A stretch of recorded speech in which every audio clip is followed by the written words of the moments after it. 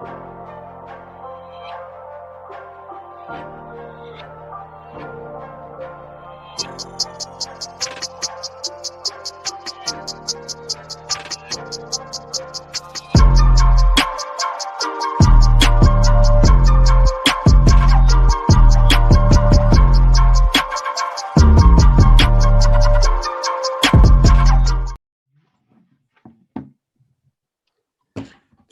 two, one, and welcome back to That Karate Podcast. What episode is it now? Is it episode 4? We're still here.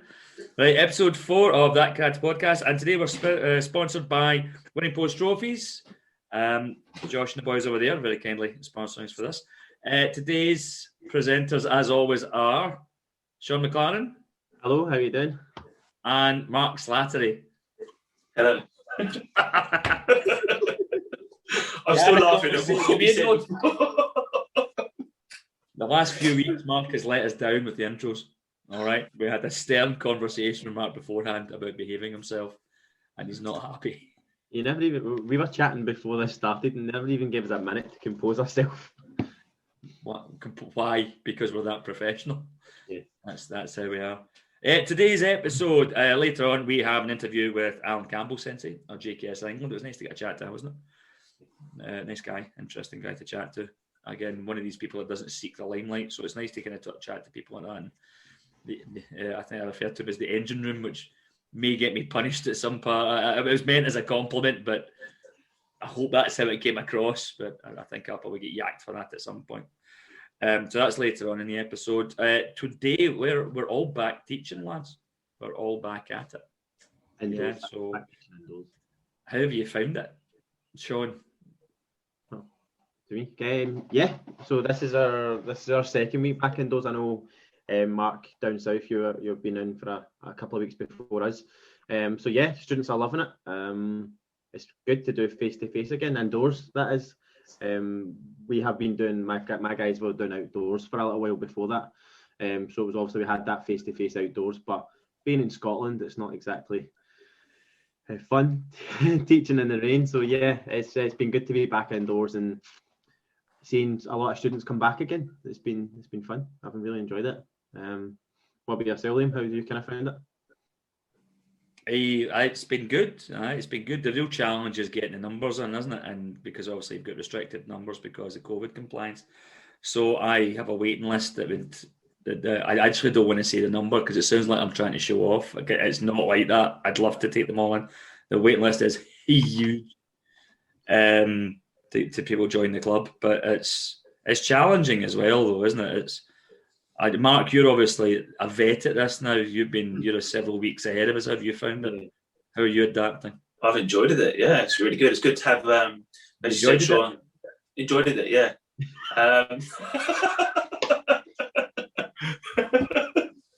Yeah, I've enjoyed it. Yeah, it's good to have everyone back. Well, come on, lads. Now, let's be serious. That's proper English. Listen, obviously, I'm Scottish. It's obviously an English thing. Sorry, we don't have an extra. Yeah, so it's been really good. Yeah, it's really good. It's good to have everyone back, and well, say everyone, my under 18s. What I've definitely noticed, the club's definitely a lot more popular. As you were saying earlier, and I've got a massive waiting list. I'm just getting the trialists in and putting them in this year, but it's just with the COVID guidelines, you can only have a certain amount in the session. So that's a bit frustrating, but I'm just a couple of weeks away now from getting my over 18. So again, it's all positive. What about yourself? I'm saying, yeah. I mean, there seems to be, and you don't like to be positive, do you? Because we've had our hearts broken several times in the last year, haven't we? Certainly us up north. But I think the end of June we might get some sort of normal. I think if they drop the social distancing, we just get back to teaching. Yeah. Just get back to it. And our numbers, I mean, again, I can't wait for that. At the moment, it's quite awkward juggling it. You know, if a kid didn't turn up for class before, it was never an issue. But when a kid was booked a session, doesn't turn up now, it stops somebody else getting a class, and it's a whole thing. And yeah, it's challenging, but I'm quietly confident I don't want to say it. We're on their way out of this nonsense. Yeah. Yeah. Can I just touch on that there, Liam? Sorry, it's just the opposite. I've had a few show up and then they thought they've booked in, but they booked into like a different class, and you're like, oh. Luckily the numbers weren't maxed out. I did have a couple of spaces, so yeah, it's, as you say, juggling, and I don't know if you guys feel the same, but I feel very, very conscious of making sure that everything is correct. You know, before you just come and start your class and teach and go home. Now, obviously, in between classes, you're cleaning equipment or cleaning the area. You've got to obviously make sure masks on and sanitize, and it's it's obviously a lot more kind of prep and work now than it was previously. I don't know if you guys are the kind of same, you know. Yeah, definitely got to get there earlier. Yeah. Set the hall up, and then definitely, I'm getting home about 9:30, and then having to eat like a pizza out of the fridge or something like that. Yeah, it's not the one. I do not know how you're so skinny. I honestly, every time we speak, we chat or we video chat, honestly, Mark is shoveling a kebab down his face. Because I don't know, and he's built like a whippet. I don't understand how it's possible. I look at a loaf of bread and I put on 2 kilos. It's just jealousy. This is just a jealous rant here, folks. I'm sorry you've been dragged into this. It's a salad kebab. That's what it is. It's a salad kebab. The salad is a chicken kebab, or is it it's grilled chicken, so it's technically healthy, isn't it? Technically. There was no green in that kebab at all. There was nothing. I'd never seen a vegetable. I've got one coming later, actually, kebab. So, what, a vegetable or a kebab? It's a salad kebab.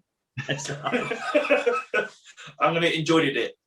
So we're not going to ask you for I'm just making it clear here as we develop this channel and we bring in coaches for advice. We're not going to ask you to deliver the nutrition advice, Mark. It's just a point we wanted to put across right now. No, I want to ask him nutrition advice because he's eating. Well, maybe Turkish Delight Kebabs could sponsor the next one. I'll ask him when they deliver it later on. I want nutrition advice from him. If he's eating all the kebabs and pizzas and still in better shape than us both, then at least Josh's guys like supply medals across the UK and Europe. I don't know, is your guy going to send kebabs up to Scotland? Maybe. I just opening a box up. I'll ask him when he turns up. Later on. Right, so I've got a wee question that's off the top of my head here. We're kind of winging it today, guys. We didn't want to structure today. We just wanted to kind of have a wee chat. Yeah. How are you finding teaching, as in how structured are you in your classes just now? Are you going with a definitive class plan, or are you what I would call winging it? Are you going in with an idea, or are you winging it? Are you having to structure it more now because of the COVID compliance? Are you doing it? Do you want to go first this one, Mark, or you want to shake it? No, you go first. You look like you got something to say. Yeah, for me, I write a class plan for every single class, to be honest.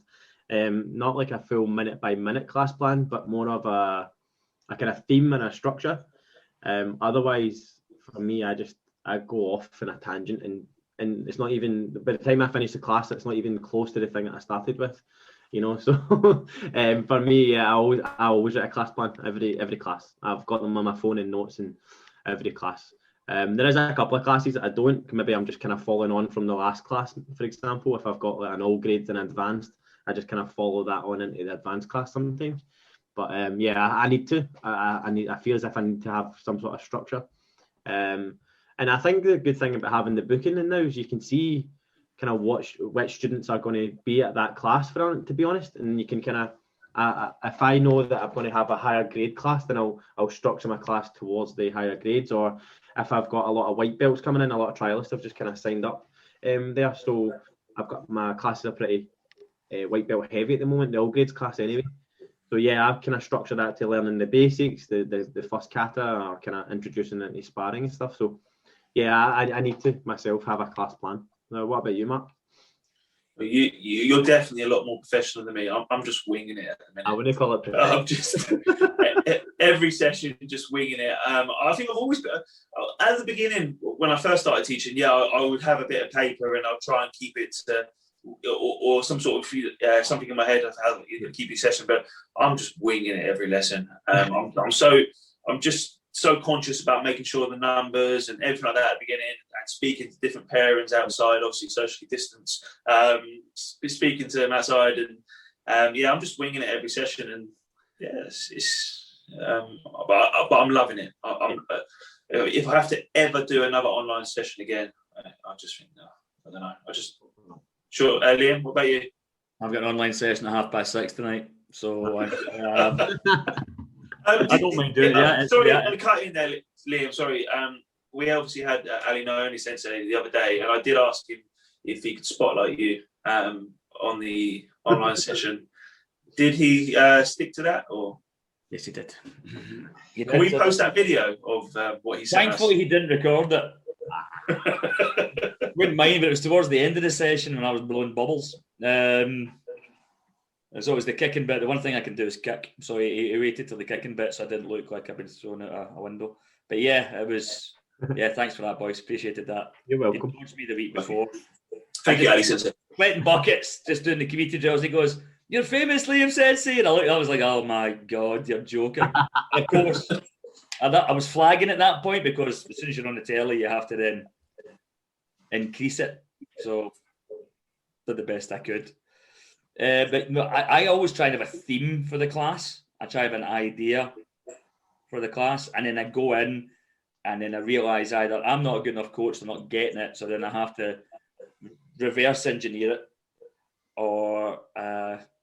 But yeah, usually we're hitting the grading cycles. Obviously, we do a lot of syllabus work. We kind of crack through that as well. But I disagree with that, mate. Sorry.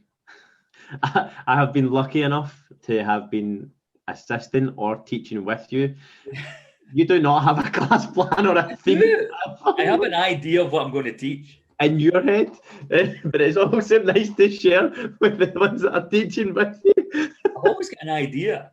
Yeah, I always get to execute. I'd said I've been lucky enough to kind of teach with you or assist you. Yeah, why do we use the word lucky? I think, when I went to see you a couple of years ago in Scotland, actually the last time I saw you both face to face, Liam, you did take a class. I was you were teaching the class, and I think you did have an agenda just to kill me. I think you just stood at the front and just watched me doing them lunging squats with Maya Gary's. That wasn't an agenda. That was, to be honest, the other two lads that came that day to train, never saw them again. I don't know why. They never came back. I don't know. I don't know why. I don't know why. No, I do. I always try and have a structure and idea what I'm teaching. But you've also, as you say, sometimes difficult to come in with a structured plan and you're going to teach this because you don't always know the class you're facing sometimes. As you say, Sean, it's maybe a bit better now that it is actually booked. You get a rough idea of who you've got. But it's when you're lucky enough to have kind of a decent sized club, it's making sure when you're often just a one-man band, it's difficult to make sure you're hitting all the right notes, isn't it? Yeah. So they kind of brown. So I'm teaching my advanced class, for instance. So I'm maybe get brown belts at the back who are just venturing into the advanced class, making sure they're getting their syllabus work and they're moving up, and making sure you're kind of more I don't say it like the word tilt, but you're kind of elite competition guys at the front. They're getting what they need as well. This thing I never had to used to deal with when I was younger, this kind of split between kata and committee. You're trying to make sure the committee athletes are getting something, the kata athletes are getting something, the guy at the back's getting, so it's quite difficult to kind of structure a class. So yeah, but I do honestly tend to have, I know a skill set that I'm always trying to build going in. I always understand the skill set that I'm looking for, if that makes sense. Yeah, I think it's sorry. I think it's nice to get back as well. Actually, teaching katas. I mean, with the online stuff. I mean, some katas I wouldn't even attempt to teach, like Unsu. I mean, for those who don't know it, I mean, all the bigger katas, they're a bit. Oh, sure. They're just too tricky to teach because everyone's in a different setting. So it's just nice to get back and be able to stand at the front and do them katas and I think with the advanced katas it was difficult to teach unless everybody knew the kata. So if your people knew the katas specifically, then you were okay. But again, that kind of brown belt first dan level, I'm a bit old school. I don't tend to teach very advanced katas. But kind of for even first dan level, I know it's maybe not the way anymore. When I was I got my first time, I knew like 4 advanced katas, and that was it. Whereas now, I wasn't doing unsuit at Shodan. Can't do unsuit out at 5th dan, but it's so much different now. So unless they all know the kata, I found it quite difficult to get it across. Online. So I maybe do a specific day where we were doing this kata. I spent a 6-week program teaching unsu, ironically.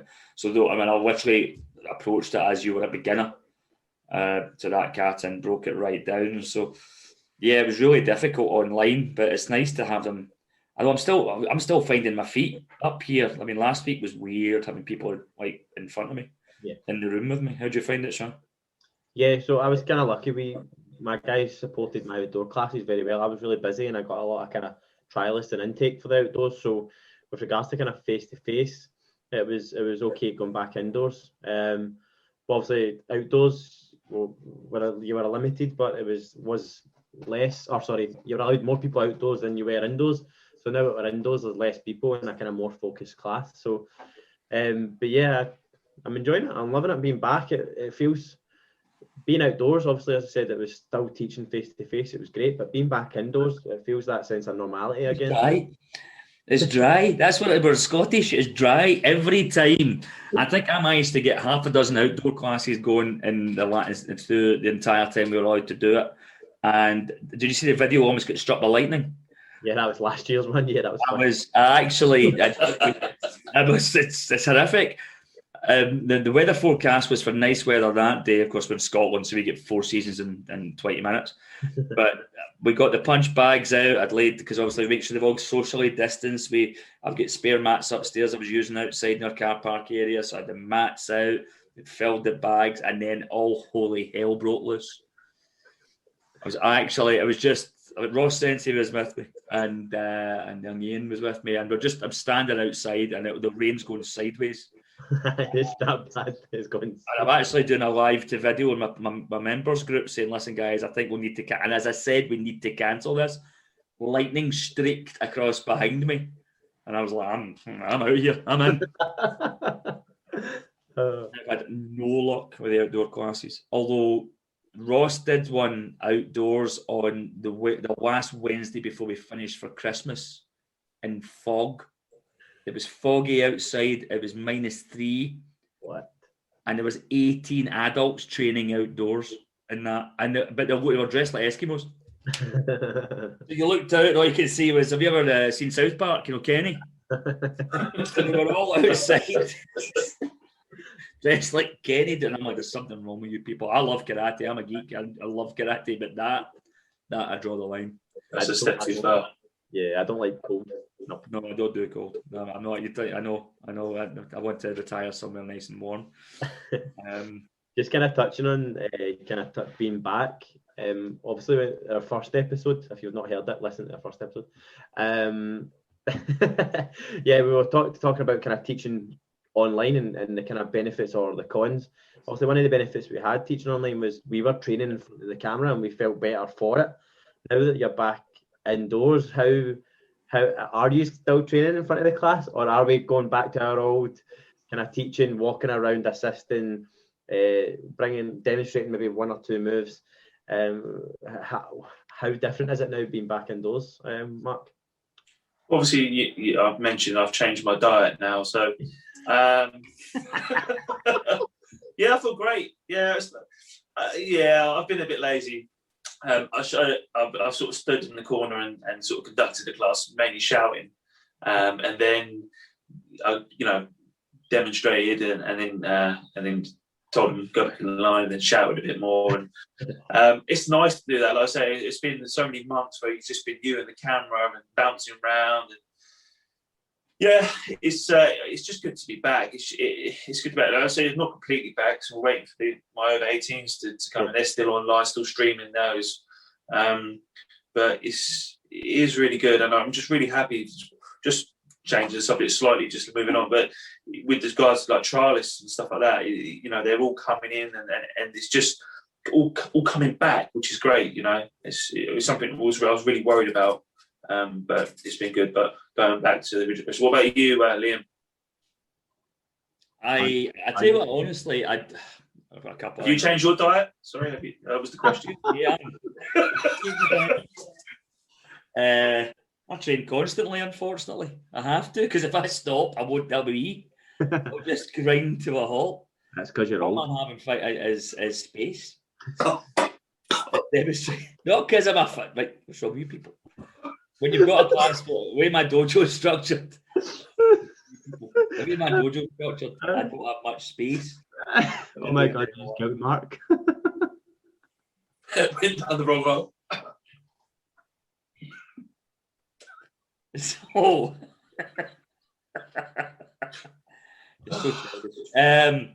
yeah, but no, I have been doing stuff for the class. I have been kind of training along as best I can. And when I've got the kind of young, I'm taking the young kiddies class just now. And if you don't, they just start hanging off the lampshades. So you need to constantly keep them moving and keep them training. Yeah. I'm doing training outside. But one thing that happened to me during I know we're going back over it again. I didn't realise until kind of towards the end of the last lockdown, because the way my camera and stuff was set up in the dojo, I was always demonstrating left leg forward. Right? So I was training left leg forward. I was just doing my demonstration work. And then I happened to do stuff off my right side. And I was like, really stiff. I can't really move here. My hip's not working at all. And I went, oh my God, because I just spent the entire last 4 months left leg forward doing all my demo work. So that's it. Right hand was brilliant. Right hand Yakuzuki was fantastic. No problem. Other side, it was like, oh my God. So that kind of snuck up on me. But no, I've kept training. I'm going to keep training. I need to keep training.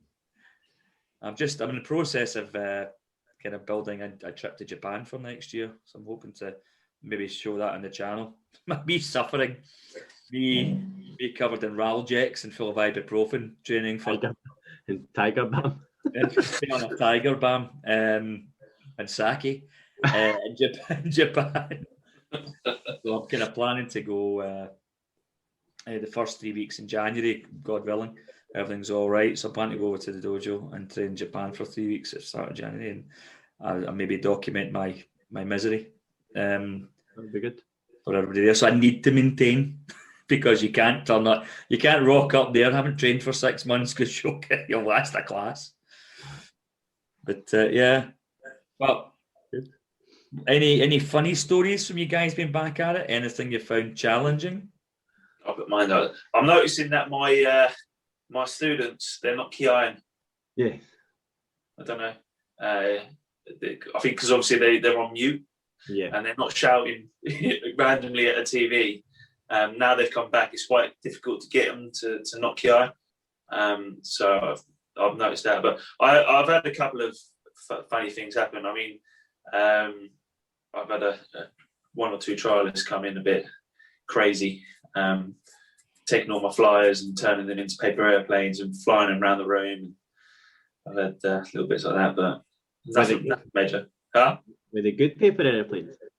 They were good, yeah. They were good. They were expensive paper airplanes, yeah. Who is it did that? I was in a sports centre teaching, and the instructor and the other instructor in the venue picked up all my flyers and stuck them in the bin. Yeah. Do you remember, Sean? It was down in South Ayrshire.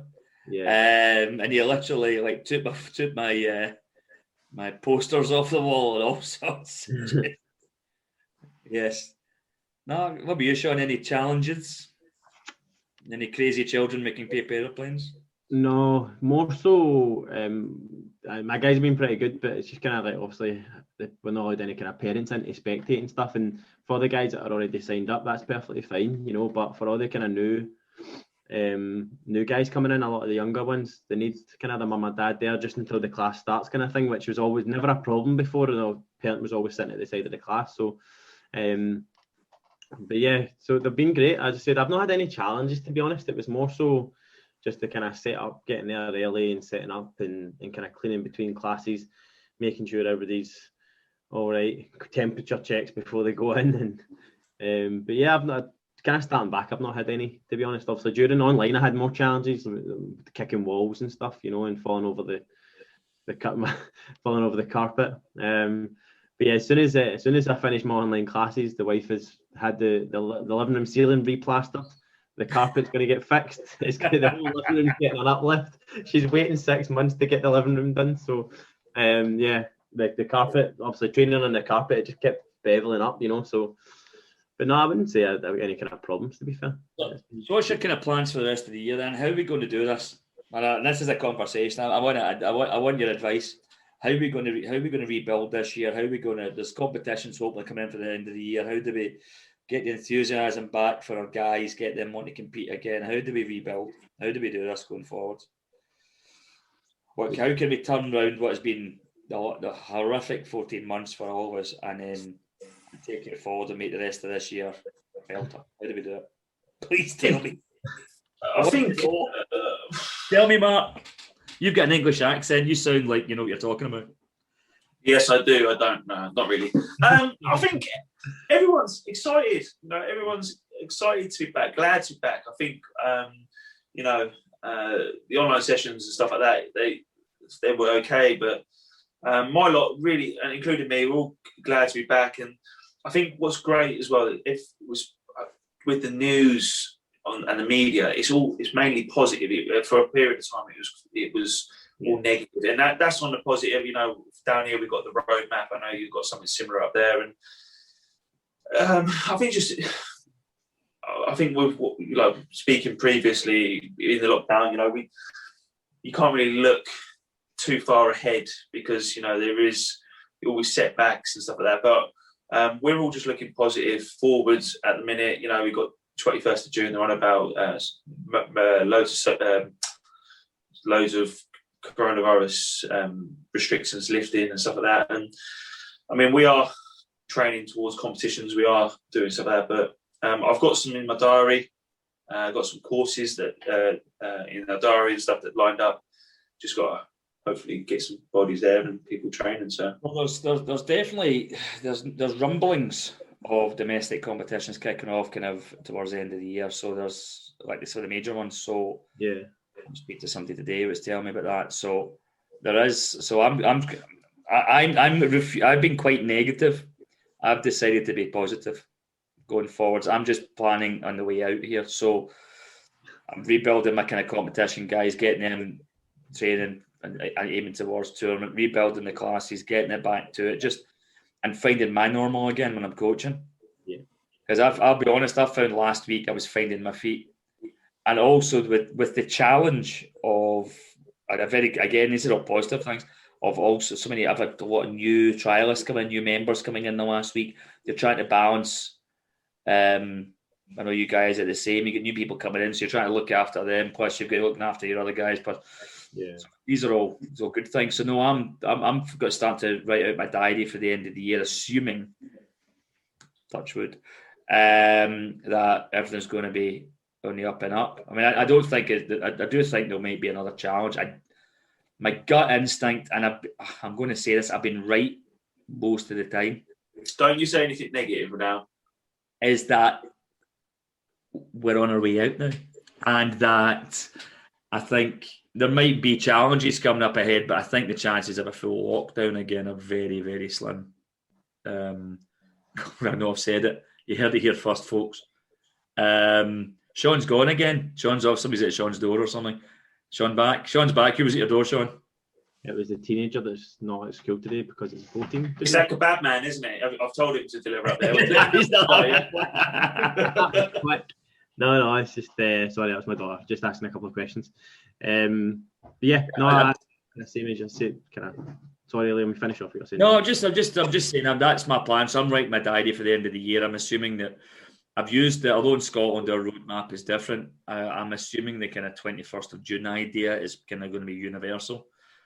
So I can't see if travel between the four nations is allowed. I can't see it not being. People are going to travel up to Scotland for holidays. We're going to travel down south. I can't see that. Well, as soon as you can go over this border, you can only be 2 meters apart. I mean, I just can't see that. No. So I think the vaccine thing is really going to take over and kind of push that out the road. I'm looking forward to actually sparring and actually adults making contact. I don't mean it like that. I mean in a committee-based environment. Well, that came out. We didn't mean it in any other way. So. No, definitely not, mate. Let's be frank here. I'd be grateful for a couple at this point in my life. Just grateful for any affection or anything else. But yeah, no, I'm kind of positive. I think we'll be. I'm planning into club championships. Coming out of summer, I'm planning my gradings as normal. So yeah, it's just getting back into routine. I think I forgot my routine. Yeah. I'm the same. I mean, I tell you, I don't know if you boys were the same, but my first couple of sessions back, I was nervous. I felt a bit like, what is this, people? You know, I've used to been seeing people on a screen and being on my own in my garage, and then now I've got like a class in front of me and they're actually moving. You know, it's almost. I was pretty nervous. I was pretty like, oof. Did you feel that? Or did you have that? Or yeah, no, definitely. As I said, it was, as you both kind of touched on it, was more getting back to teaching in front of people again, not just in front of the camera from your living room.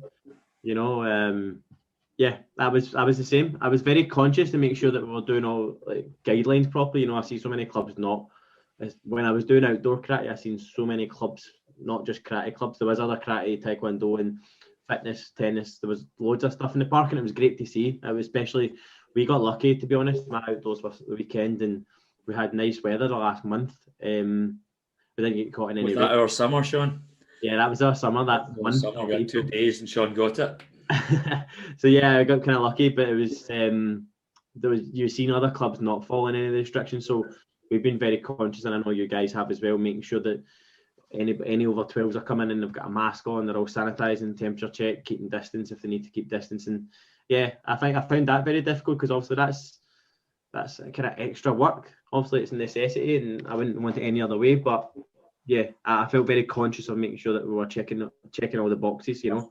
My first community class last week, I found it difficult. Yeah, because you're suddenly seeing, although they're allowed to, and you're working within the regulations, and you're doing it all right. And obviously, we've got a machine at the door we've got a robot at the door doesn't let you in if you have a fever. Actually, it nags you. Those you've been to dojo, Sean. Yeah, it's quite passive aggressive. It doesn't let you pass unless you do your temperature check. So I know that like people in there and a lot of the kind of teenagers are doing their lateral flow tests. So as coaches, we're doing our lateral flow tests. And even although we knew all that was in play and I knew we'd done it right and the rooms fogged down and sanitized, and I was watching them spar, you know, you kind of explode, bang, bang. I'm just watching them because I watched them break the distance. Yeah, past the 2 meters. You know, from 2 meters to contact distance. And I'm like, ooh, are they breathing out at each other? It's the weirdest way we've been programmed the last year. So, yeah. But we've got to let them get back to it, and I need to kind of let them get back to it and let them get them trained. You want to keep it. I don't think there's anything else I can do to make it safer, other than disinfecting the children when they come in, which I did check the bottle, but apparently you can't do that. I did read it, and you know apparently they shouldn't be doing that. But a couple of the parents were quite happy with it. I did suggest it to some of the parents. But that I found just watching, like you kind of said the other week, Mark, when you're doing kind of basic training or kind of kata training, you're all going in one direction and it's quite controlled and the environment's controlled. But with committee drills, no, you know, they're scrapping, you know. Do you still use that fogging machine, Liam? Yes, I still use the fogging machine. Do you? So, yes. If anybody's looking for that content, next episode we will share a video of... Can I just say something here, that Mark is very good at sharing these things, because Mark has nothing. We have nothing on Mark. I have many things on Mark, but nothing I can share here. But there's nothing on video. I do things for a laugh and a giggle and I get chastised for it. I have to say, though, that the lowest watch we've had is thankfully that 30-minute video of me when I was dressed as an inflatable dinosaur. That has the least watches on our channel. Has that been out of the wardrobe since, is it? Or it's in the bin. I actually binned it. I've cleared out the room. And it's gone. It had a puncture. Its tail wouldn't inflate. It's an age thing, mate. It's just one of those things. Yeah. So, yes. Thanks, Mark. No, I've got 2 fogging machines. Okay. Yes, I've got 2 fogging machines, one for each venue, which is costing a fortune in disinfectant, by the way, because it's specific disinfectant. If you buy the wrong disinfectant, it turns into a flamethrower. So you have to, which in fairness, I'm fairly sure will kill COVID too. I'm not sure how the insurance company will deal with that. That sounds more fun. What's Sensei doing? No, I don't. We're not there yet. Zombie apocalypse, maybe, but we're not quite there yet. But yes, that actually says on it, you've got to be careful, or it could be flammable. No flammable liquids, because it superheats it. So I'm not going to try it, even for a video. I've got a question to both of you, and I might regret it a little bit. Let's say, touch wood, June the 21st, the guidance changes, and we don't need to. All the rules are scrapped. You don't need to worry about everything. Are you still going to keep some stuff in place? Are you going to keep, the temperature checks, hand sanitizer, 2 fogging machines? What are you going to do? Are you going to keep them? For me, the one thing that's, when you said that, the one thing that does stick out, if we don't need any temperature checks, the booking system makes it, for me, having booking students in, obviously it's a little bit of kind of inconvenience for the parents and for us to set up the classes and stuff, but again, just knowing who comes and making sure that so we can plan your classes and stuff. So just to make good. Sorry, it's just sometimes sometimes you catch one of it. So childish. Yeah, we shouldn't be allowed to do stuff like this. So yeah, I like the booking system, and the temperature checks and the sanitizers. No, it's not.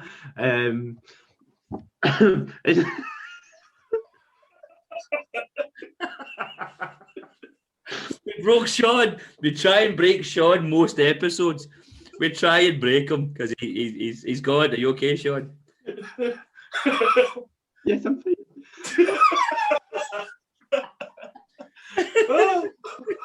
What about you, Liam? Sean's just recovering there.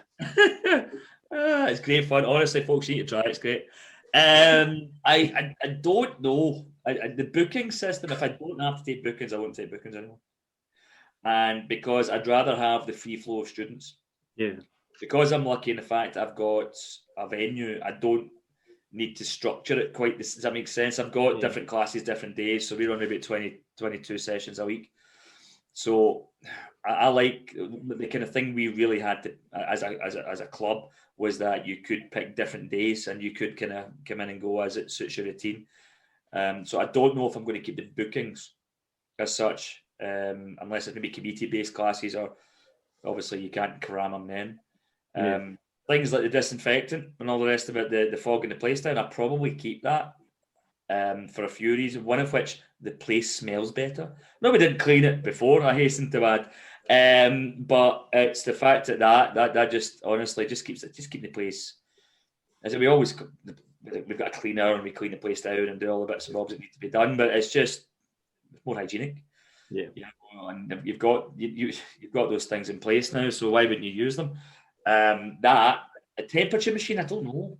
Yes, because I spent a bloody fortune on it. Yeah, I'm kind of loath to stick it in the bin after there's a story about that. We bought one last year. Anybody that knows me, I always go OTT with that kind of thing. So it was quite an expensive bit of kit. It wasn't the kind of gun at the forehead, because I wanted to take out the human element, because one, you're putting a coach in a position where he had to refuse a student. You also were putting a person in close proximity to somebody that might have had COVID. So I bought this bit of kit there's a face scanner and wrist temperature thing, and it cost a few quid. And what it does is you go in and it literally takes your photograph, and then you put your wrist on it, takes your temperature. If it flashes red, it saves your photograph, asks you to wait outside for 5 minutes. Then you come in, and if you're still showing signs of fever, it tells you to leave. So I was like, right, we're doing this to the nth degree, and it cost a few quid. It was well over £1,000 for this bit of kit. So my second venue's finally opened. Okay, my second venue finally got opened. And I thought, I'm going to get another one of those, because they don't want... not all my students, where my other club is, it's a bit of a distance from the main dojo is, so I don't want them thinking they're paying for... They'll get the same quality, if that makes sense. So I went on to the company, and it was a third of the price. They're not But English people, honestly, Scottish people are not that tight. But when you've spent like that amount of money and a bit of kit, and then you go on and it was a third the price, there was many swear words. I might buy one now that a third of the price. I was not a happy man. Or just buy his. He's not gonna. For sale. I've got two. You can have one. So I think I'll maybe keep that going. Yeah. What I found was, did you ever, when you took somebody's temperature, have it flash red? Yes. Ooh, did you? Yes. Mark, do you want to go first, and then I'll follow if you want? Yeah. I found, right, and when I did like I think what was important is you have good communication with your parents. So I did a video and explaining about how people should come in the dojo. But sometimes a little bit tricky. So I was getting like the little ones running up to the dojo doors. Well, what I found was if they had their fringe down like this, it sort of kept a bit of temperature there. So when they lift their fringe back and you went blip, blip, with the gun, it would say something nuts like 41 degrees or something like that. So you're then like, well, you can't come in because your temperature. So you like go and stand outside, and this is like November sort of time. Standing out in the rain. So yeah, then I sort of give it 5 minutes, and then obviously scan them again, and they come back. But lucky enough, I haven't had to refute. Their temperatures come back to normal. I haven't had to tell them to go. But go on, Sean. What? Yeah, so I had the similar idea. So the student came up and took his temperature, and I've got one of the handheld guns, and it nearly exploded. It was like, I'm really sorry, just wait a few minutes. And I tried his temperature again, and it was still flashing red. And I'm like, oh, right, okay. I was like, if you want to go stand over there, and the dad was already walking away by that point, and I was like, excuse me, you need to come back. And he came back. He wasn't let away, but just because he assumed everything was okay, as it has been. Student trained a couple of times already that week. So I stood at the side for a few minutes. He's like, what's up? And I was like, the temperature's well past. It was like 41, 42 or something. And it was flashing red. And he's like, oh, right, okay. I was like, just wait a few minutes. I'll get the rest of the students in. So he stood kind of over the side away for the entrance. And the rest of the students coming in, and they were checking fine. So it wasn't the sensor. So then after a few minutes came back and checked it, and he was perfectly fine. And I was like, so I don't know why he's head. And he's like, oh, he was sitting in the car for 10 minutes before the class with the hot air blowing in his face. Just blowing hot air in his face. So when he came to do his temperature checking, he was red. Baking the boy. Is it that cold in Scotland? Is it that you got to do things like that? It was November times, to be fair. So he's sitting in the car before the class, and the dad's like, oh, he stuck the hot air on. He was playing about with it when I was doing some work, and he stuck the hot air on just on his side of the car, and he was blowing hot air into his head. So when I took his temperature, it was like 42 and a half. So yeah, I've not had anybody that's continuously, and I've had to send them home. The look of fear, but everybody goes up to this machine, and it kind of goes up and goes. They start to panic, so I think it acted as a good deterrent. Yeah, I've had parents say, "Oh, so and so doesn't feel well. I'm going to leave them off just in case," and they've been fine. So, do you remember training before?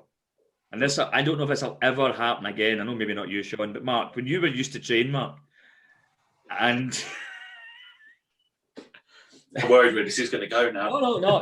And you used to, if you had a cold or you felt rough, you'd go because you were going to get a slagging. If you didn't go, you're going to get a hard time if you didn't go to training. Do you think that will ever happen again? Yeah, I think once it I used to enjoy training with a cold. You see, by the end of it, you felt. You're the reason. I always had a bloody cold. No, I was never anyway. Yeah, it was always good. So, after a good kind of training session, you feel better. So, but everybody else in the class has influenza. I never had the flu. Just a blocked nose. I think your question stems with many things. I mean, I remember at work many a times you'd be working away, and one of the staff would come in and they'd be like, "Oh, I feel rough. Oh, I feel this," and you're like, "Why are you here? Like, why are you here?" Like now, I mean, sometimes with the mask, sometimes they make like my throat a little bit dry, and I might have a little bit of a coughing fit or something like that. And people are like looking at you like, "Oh, you got COVID," sort of thing. That's not that's the kebabs you keep wolfing down. It's causing that. It's just chili in the kebab. Yeah, I'm definitely going to ask him when he turns up later. If he can. If he sponsors the next one. We've just been adapting, haven't we? Just getting back to it. I think we're still finding our feet. I think we're still kind of, we speak to other instructors as well, and they're just the same, just slowly finding our feet again and getting there's that fear, although it's all good in the news, there's that fear that the rug's going to get pulled out again, isn't there? But I've just decided I'm going to be positive for a change, lads. I'm going to be positive. Good. Good on you, Liam. Yeah, I think I feel like I'm definitely more busier. That's the only thing, only negative thing I'd say. I feel like I'm a lot more busier because I have to do more classes because I'm limited to numbers. Yeah. But then I'm really happy because I've got loads of students coming in, and it's good. It's not a real job. But I have a real job. Yeah, I have a day job. Yeah, and then I'm a ninja at night. You're a ninja at night. That's not the night. Is that ninja? So there's some guy in a black key running about looting with a kebab, throwing kebabs at people at 2 a.m.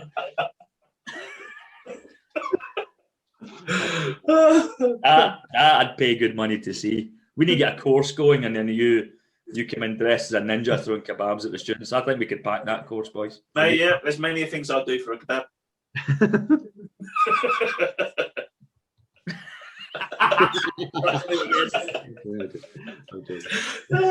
All right, well, it's been nice to get a wee catch up. That's more like a catch up, see how you're doing, how you've coped. Now we're all back at it.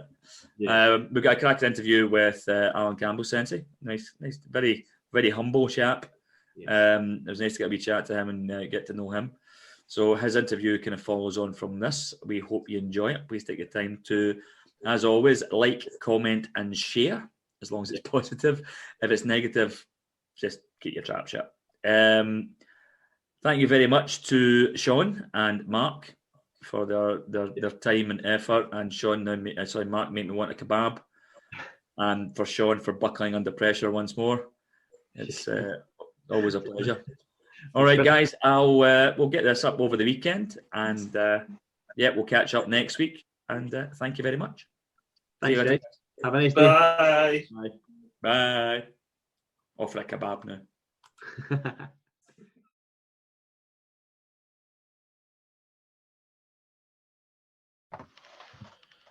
Hi guys, how are you doing? Welcome back to That Karate Podcast. Today we have Mark. Say hello, Mark. Good. And Liam. Hello, Liam. And we have Alan Cambell, Sensei, head of JKS England. Thank you, Sensei, for joining us today. What I'm going to do, just quickly run through a couple of your achievements. Just to get started, we like to kind of go through the achievements of every guest that we have, and then we'll go to Mark with a wee question. But firstly, how are you doing, Sensei? How are you? How have you been? Yeah, fine, thanks. Yeah, just saying, going through a list of achievements, so not take long. You best pad it out a little bit with something else. I disagree. Sorry, I disagree. I've got quite an extensive list here. I'm not sure. Is it okay to say when you started training, Sensei? Is it? Oh, so nice.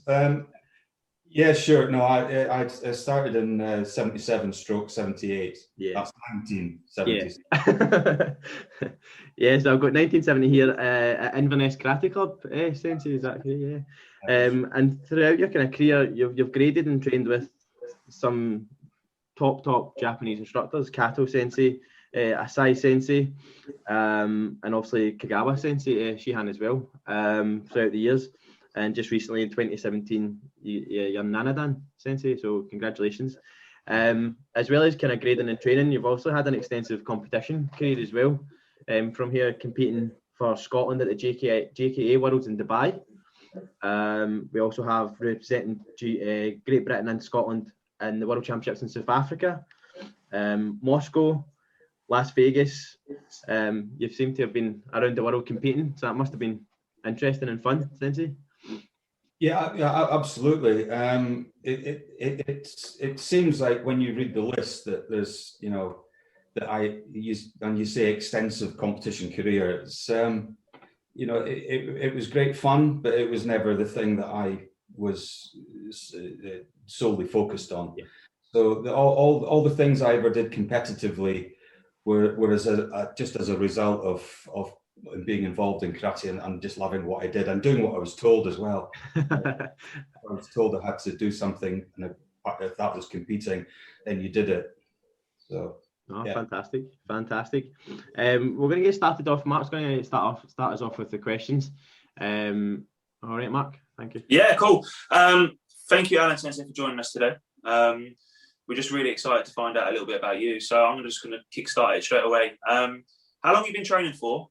And I mean, what keeps you motivated? When did you start? Just let us know.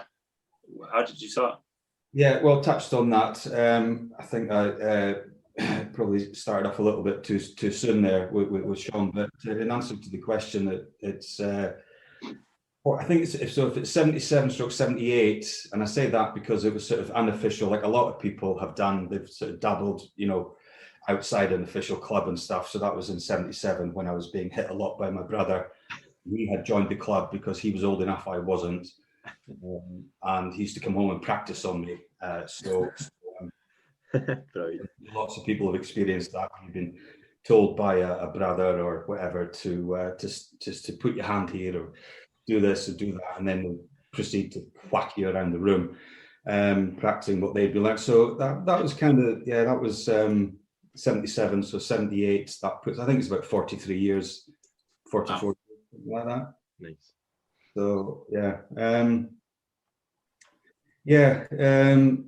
what was the what keeps you motivated, Sensei? I mean, say 43 years. I mean, how have you kept going, and what's kept you motivated? I think I've just lost my motivation by saying those numbers.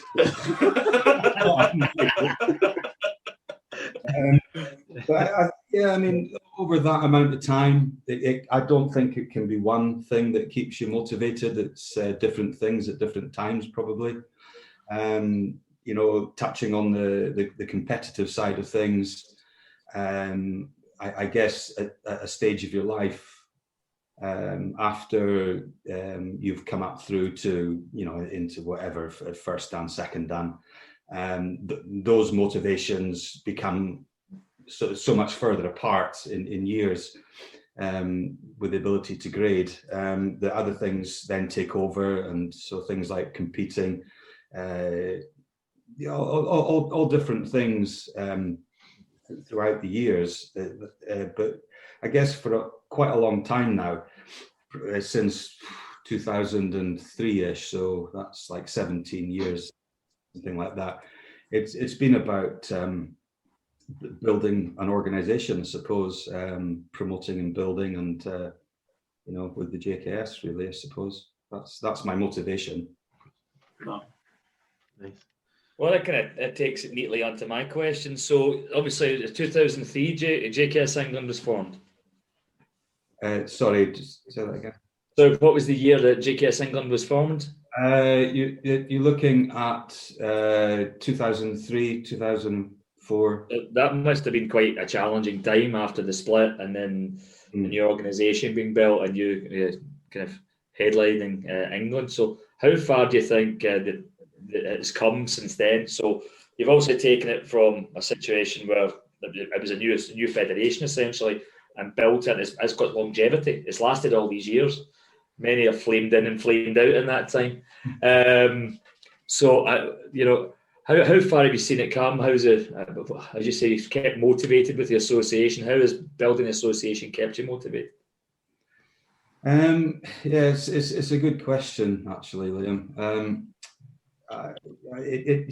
When I think back, when we sort of first got it off the ground, there was in England. There was so small, and so in the background for a lot of people. A lot of people didn't know what it was. You had to constantly explain where it had come from. And like my club at the time was the major club within the federation.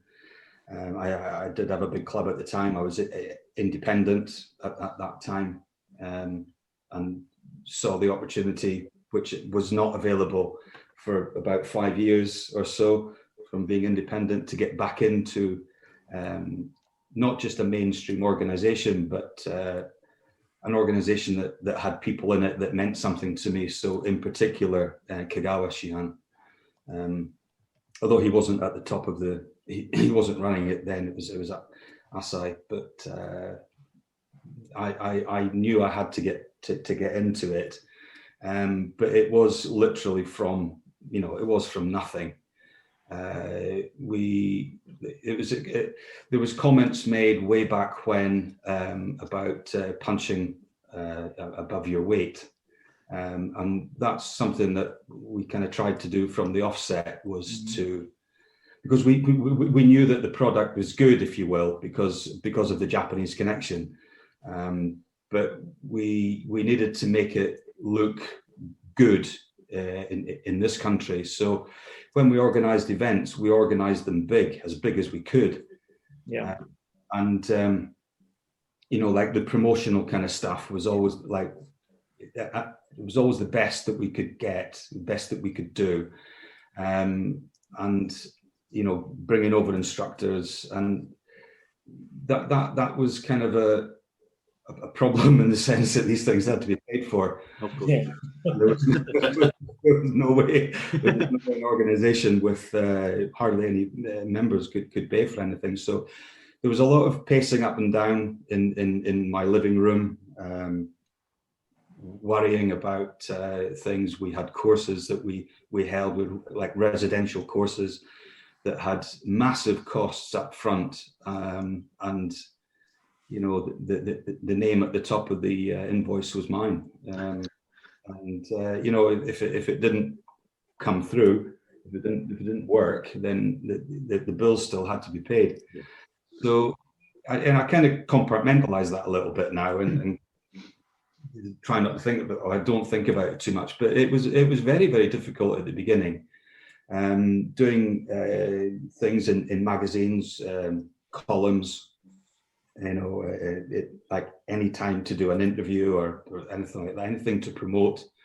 I guess we were a thorn in the side of some of the more established organizations. And I guess, we might have gone away, but we didn't, because the JKS ultimately is a well-established federation in Japan, and anyone that knows the politics will know it's come through the JKA. So that side of it was always going to be okay, but the running of it in the early days was difficult. Now it kind of runs itself in a way. If you're involved in karate, then you know who the JKS is. Yeah. So it's a lot different now. A lot easier. Yeah. That's a good journey to go through, because you've gone through the struggles at the start. You had to lay down the infrastructure, put everything into place. As you say, again, these are the things you don't think of for the people that head associations, or are the kind of the ones on the front line. I'd rather walk into traffic than head an association, I'll be honest with you. But because you've got all the personality politics as well, people coming in and all the rest of it, and all. I don't think the boys will tell you I'm not very good at that stuff. So I don't know how you managed to do that, but you managed to build it up over that time scale, and it's, as you say, it's now one of the major players in the UK. So you've got to have a sense of pride in that, and that kind of achievement. Absolutely. When I left which was the JKA Asai faction,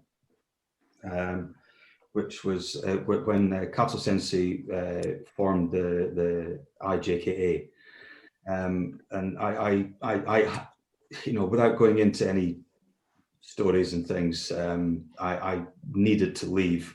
I couldn't exist within the organization, and part part of that was about opportunity, and that to me is quite important. And when I was independent and I built my club to a very successful kind of numbers level, but ability level as well, was that I promised my students that I would give them every opportunity possible, and what in return all they had to do was work hard. So if they gave me their sort of physical energy and input, I would sort everything else out. And that's where things like you mentioned at the beginning about Las Vegas, that's where that came about. And I took quite a lot of guys there, a lot like teenagers and late teens, I think about 15 altogether. And for a 10-day trip, I think it cost them £50 each. And the only reason it cost them that was because the people involved in all the fundraising, etc., for it thought that a token gesture was appropriate, not that we needed to charge it, but just as a token gesture towards the fact that they were being subsidized to go. And that, and lots of other things like that as well. When I was independent, taking the guys all over Portugal, Germany, and I kind of thought that was an ethos that I would take into the JKS as well, which is, for me, it's about opportunity and keeping an organization free of politics as much as possible. I can't stand it. I really can't stand politics. I don't like this sit round a table with a shirt and tie on and talk about karate. I prefer to do karate and then talk about things after you've done it. So, meetings after training sessions I think are much better than, just a meeting for a meeting's sake. Yeah, just to prove you can tie a tie. I like to think that the JKS is an opportunity-based organisation. Well, I don't want to fly the flag too much from our side of it, but that's when Sean and I certainly came across. I know we're north of the border, but that was the word that we used, wasn't it, Sean? It was when you look at it and how it's structured, etc. So we're turning this an advert for JKS. So you can, yes. The four of us are, so it just is. But yeah, as you say, opportunity, and it's about not holding your students back. And I think a good instructor should do that. It's about giving the best for your students. So. Yeah, we did say that. We did say that. I think that was on episode 1 or 2 when we did say that it's opportunities for your students, and is that, yeah. That's your first responsibility. Yeah, definitely. That was a kind of. Sean, onto your question, Sean. Yeah, so now you've kind of gives us a wee bit of background, kind of how the JKS England was formed. Sensei, we're just wondering now, what can the JKS offer? Obviously, there's so many opportunities, as you said. If you tend to kind of just elaborate a little bit on the opportunities, if possible. They are countless, countless opportunities.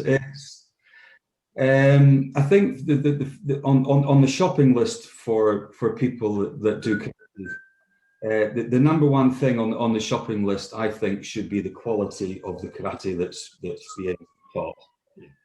That sometimes isn't the case for people. There's things that are, that comes down the list a little bit for some reason, but the single biggest opportunity is the chance to train with the best karate in the world, and I don't make any bones about it. I believe that the JKS headquarters instructors are the best in the world. There's world-class instructors in every organization, but for me, the JKS headquarters has a plethora of instructors. Long established instructors and ones that are coming through as well, and they're coming through all the time. So there's that opportunity to train with them, to go there on trips like you guys have certainly Liam and Sean. Liam goes regularly. He's having withdrawal symptoms. Usually goes like 3 times a year. It's crazy, isn't it? How with the pandemic that you just. I've got itchy feet as well. So, but we take the instructors over here. You can like instructors in clubs that can put their hand up and they can say, could I have someone like Yamaguchi Sensei in my dojo when he's over here doing, say, an autumn seminar? Yes, you can. Can I have X, Y, and Z from the headquarters? It's absolutely possible that you can have a high-ranking or a world champion karateka in your dojo. If you teach in a church hall or you teach in a sports center or you have your own purpose-built building, any which way you can have it. You ask, and chances are you get. So that's something that's not always available everywhere. What else is there? And when you grade, the grades that you get are legitimate, bona fide grades. Yeah. You have to, like when you do your downgradings, you have to grade for them. There's no grades that are given out, and I think that there's such a credibility that goes along with that. A piece of paper doesn't make you good at karate, but if you're doing good karate, it's nice to be recognized for it and recognized correctly for it as well. There's a competitive side to the JKS, JKS Scotland, JKS England, where we have squads that are keen to get out there and on the world stage, not local tournaments, big world tournaments. And I know that JKS Scotland have got some great guys coming up. And they're world ranked. Oh, Sean, not you, Sean. I'm just waved there, not you, Sean. I'm joking.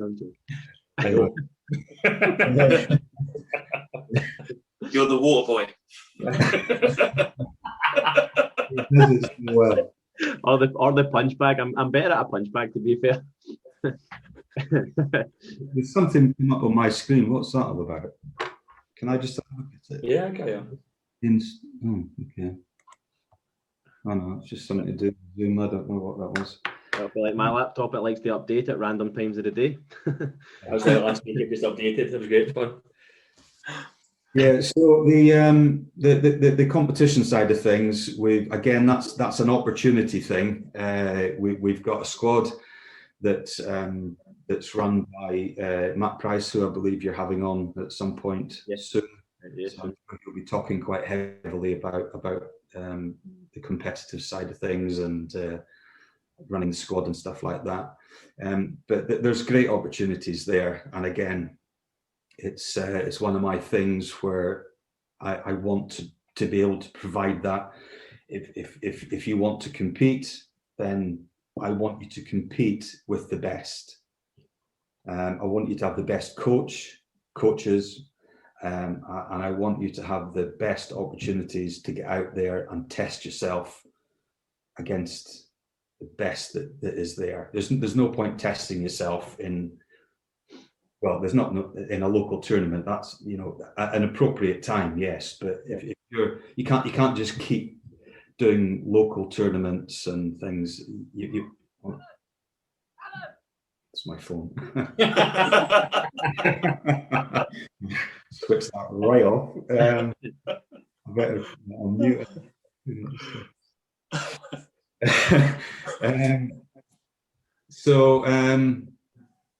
It's got the opportunity to have the best karate to learn from, the opportunity for instructors to be the best that they can be, the opportunity for competitors to be the best that they can be, and then also the opportunity for the hobby karateka. You know, not everyone wants to be a world champion. Some people just enjoy training. So cultivating an atmosphere of inclusivity and a feeling of family, which is really important for me, I think, is that people feel they're part of something. And that's one of the things that the JKS does really well worldwide, is that it's called the JKS family, the worldwide JKS family. And it is like that because everybody cares about everybody else. You know, we have relationships with, you know, instructors, senior instructors, and students have relationships with students all throughout the world, connecting with each other and caring about how they're getting on, particularly when you look at the pandemic as well, and the sort of the way that things were tied in with like with the headquarters and Paul Jean Andrea Sensei from Scotland, you know, putting a platform together to help the headquarters help everyone else. And with lots and lots of you know, like weekly almost training sessions, and you see all the different countries coming in and training, and everyone's waving and saying hello and waving goodbye, and it's really, you know, that's great. That's kind of like the JKS mantra is family and karate for all. Yeah. Just kind of touching on that, Sensei, we were lucky enough to go to Dublin for the JKS Worlds a couple of years ago. Usually I've been lucky as well, personally, in previous associations, to be at a couple of other World Championships. But when we got to the JKS one, there was that family-friendly feeling. Usually when you're suited up and ready to spar, everybody else is growling at you and try to you know, intimidate you, whereas it wasn't like that with the JKS. You know, obviously the competition was a high standard, but everybody was so friendly, even the people you were competing with, and that was from all over the world. And I think just kind of touching on that point, that's the way I felt anyway, being at the World Championships. I enjoyed that. I couldn't agree more. There's nothing better than beating someone. There's nothing better than beating them well. So if you can put your foot around someone's face and win, it's absolutely the best thing. But the ability to shake hands, to have a laugh and a joke with the person that did it to you or you did to them, you know, it's without that, it's a kind of dark kind of thing, you know.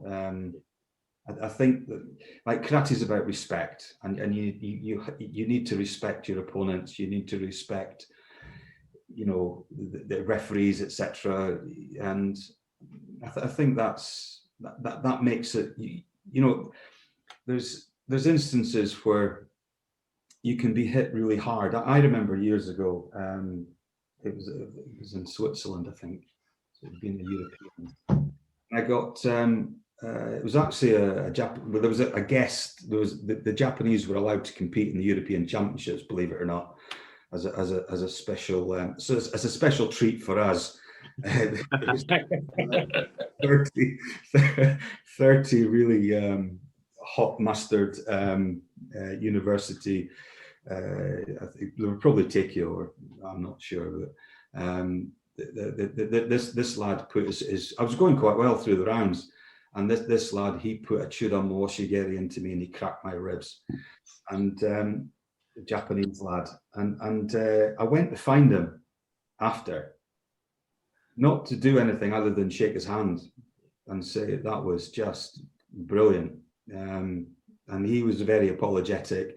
And I was very grateful for the opportunity to get kicked in the ribs, because it was, you know, I didn't want my ribs broken, well, cracked, but you know, it's that there's an appreciation of that someone did something. It wasn't nasty.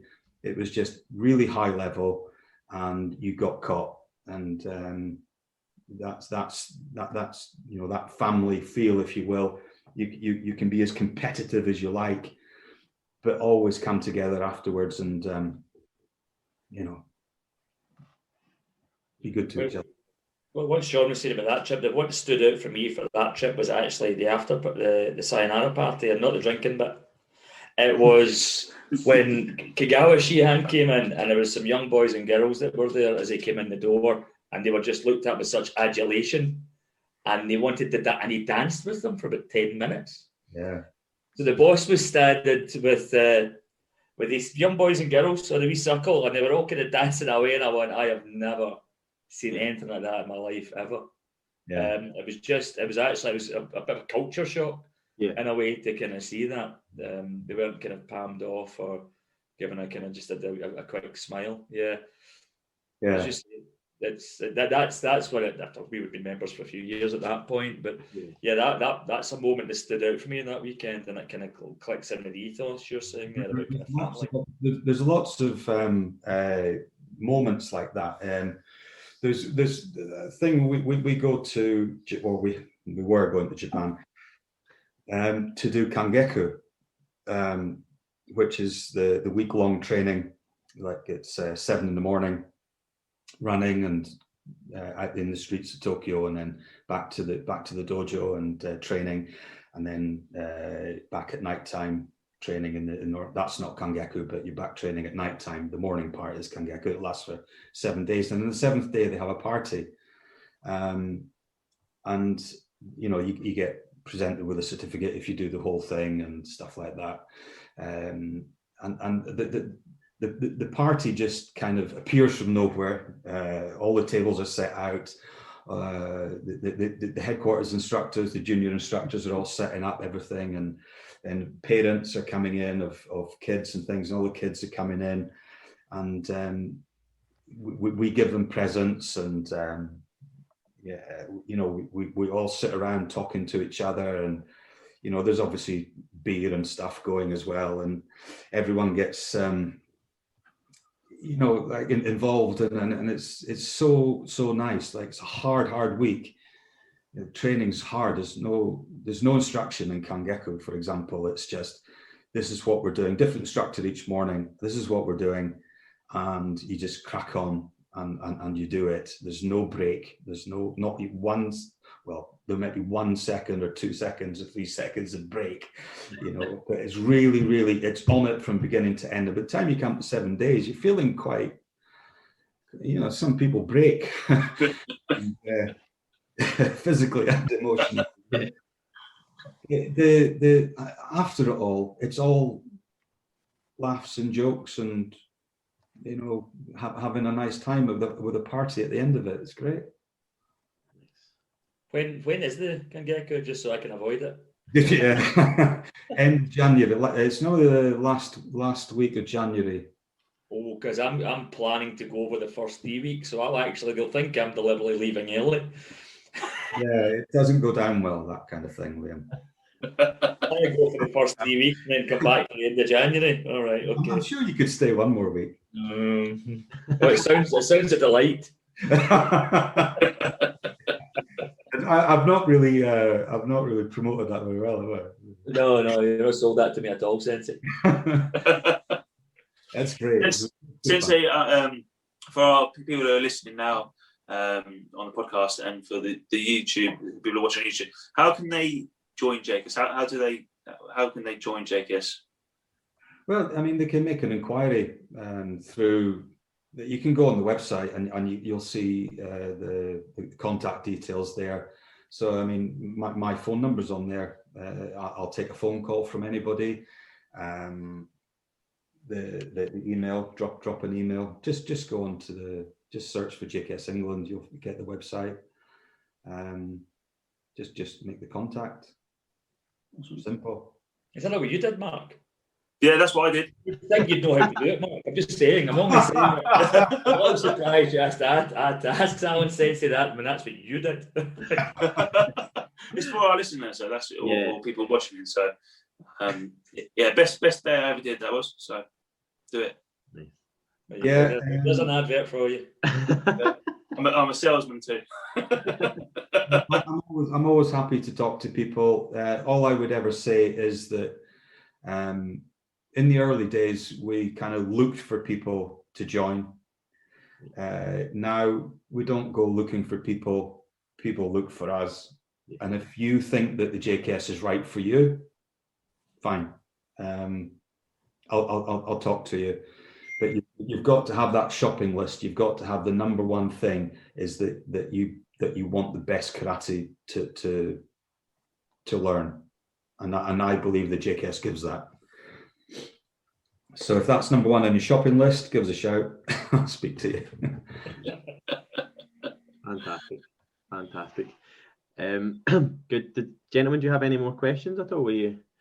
Loads, but we'd be here all day. Yeah, we could. We as we kind of say all the time, we need to set a timer for ourselves, because we could be chatting hours on end. We do, and especially when we get guests like yourself coming on, Sensei, with such experience and obviously have trained and graded and competed with some of the top instructors and against some of the top instructors. And see, it's still a passion, Alan, Sensei, Yeah. and that's when I think when you do something like karate and you've done it for the amount of time we have. I'll jump in there and help you out there, because I know you will do. It needs to be a passion, doesn't it? It needs to be. You don't do this for the the money, the fame, and the glamour. It's Yeah, no, definitely not. You're absolutely right. I had a conversation just the other day, which was basically that the person I was having the conversation with was we started because we were passionate and we just completely in love with karate, and then anything about becoming professional was way down the line. It's the longest apprenticeship in the world. Yeah. And the fact that you become a professional and you actually can end up paying your bills through karate is a byproduct. It's so it's a building process that way. You can't take it the other way. Well, you can. People do it. They see an opportunity in martial arts and they say, oh yeah, we can make some money out of this. And as long as you're one step ahead of the students you're teaching, you're okay. But there's no sincerity. There's no longevity. There's no ability. It's got to be the passion first. Yeah, absolutely. That drives everything else. You see, there's a lot of people. I'm not going to mention names. A lot of opportunists that have maybe seen the groups that do well and go, that's a way to make money, but it's not. They maybe only see the successful maybe 10 years.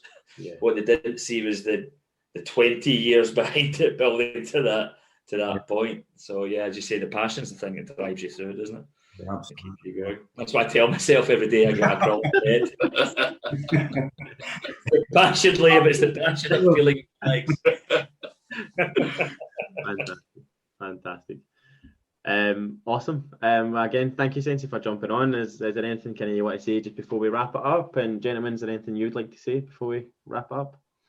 Just want to say thank you. Yeah, great interview. Really, really good. Thank you for joining us. No, it's nice to be a bit better. It's nice to get to know you a bit better and hear your motivation and what drives you. And I hope everybody else can kind of hear it as well. Yeah, definitely. Fantastic. Cool. Awesome. Well, guys at home, I hope you enjoyed that. Drop us a little kind of like or comment. And again, thank you very much, Alan Cambell Sensei, for your time and sharing your story. All right, and I hope you all have a lovely day, guys. Thank you very much.